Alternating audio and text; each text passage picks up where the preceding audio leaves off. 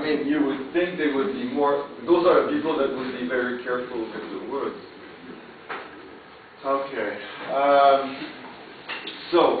My point of view is rather that, no, we should keep Straussian economics into post-Keynesian economics, and that Straussian economics is an integral part of post-Keynesian economics. This is also the point of view of Gary Monjovi in that article that I mentioned. He believes that there are, of course, genuine differences of perspective, but these do not render the two traditions incompatible with each other. That's also my point of view. There are other reasons as well. One of them being that there are important historical links between Straussians and post-Keynesians. For instance, the Cambridge capital controversies were very important in creating a sense of belonging among post-Keynesians, and also the feeling that the kind of theories that were being discussed at Cambridge were different from the standard mainstream neoclassical synthesis. And this is a point in particular made by Mata, who is from Holland, in an article published in 2004. He explains very clearly that this post-Keynesian economics really arose with the arrival of the Cambridge capital controversy. So my view is that there are common theoretical positive positions that go beyond the standard idea that the enemy of my enemy is my friend. So I don't think this is the reason why the two should be put together.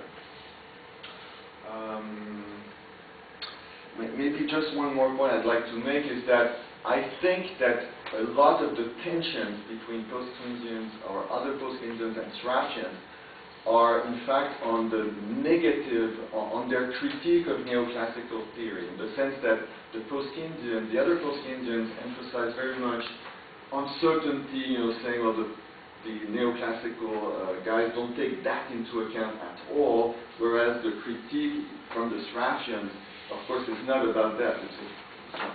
It's about, well,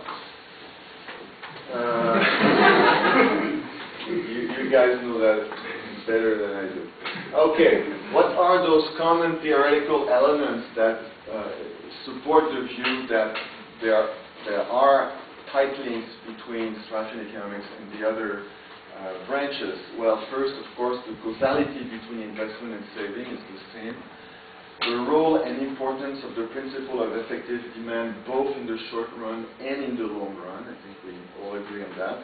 The importance of money and credit in allowing effective demand to break the stranglehold of saving. The endogeneity of the money supply and the possibility for the rate of interest to be set by the central bank. This has been a key feature developed by Panico, Pivetti, and so on in the 1980s. The conception of capital is, I would say, the same whether you read Caldor, John Robinson, Harrod, Straffa, or Pasinetti. It's the same concept of capital, which is usually different from the one being put forward. 8 minutes, 5 minutes? 3. 8, okay. And this is a point which has been made to me by Tom Rhimes, in his book in 1971. And Tom Rhimes is the person who introduced me to Straussian economics in 1975. There's also common policy views. Fontana and Gerhardt, in that same article, present what they consider to be the three main features of Keynesian economics. So those are the three. There can be involuntary unemployment. Output and employment variations play the key role in macro adjustments.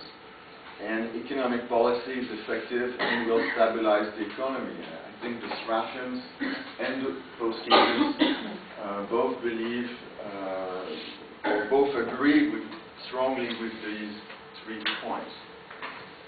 Okay, so let me go now to perhaps a slightly more difficult element. It's this, okay, here is what many post-Keynesians think that Straffians believe in.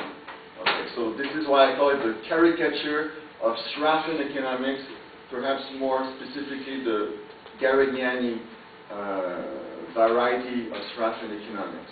So this is why I say this is a caricature and it's false.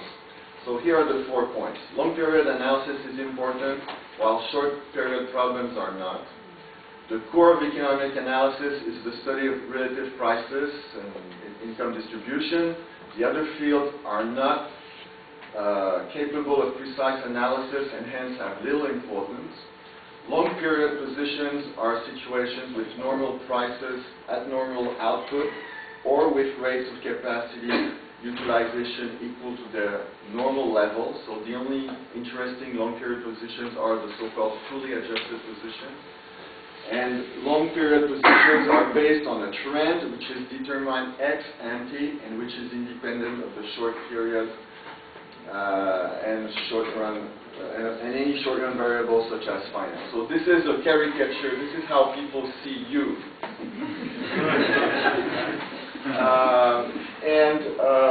Okay, so here is what I think is the correct Straffian view, and of course I realize that not all Straffians agree on everything.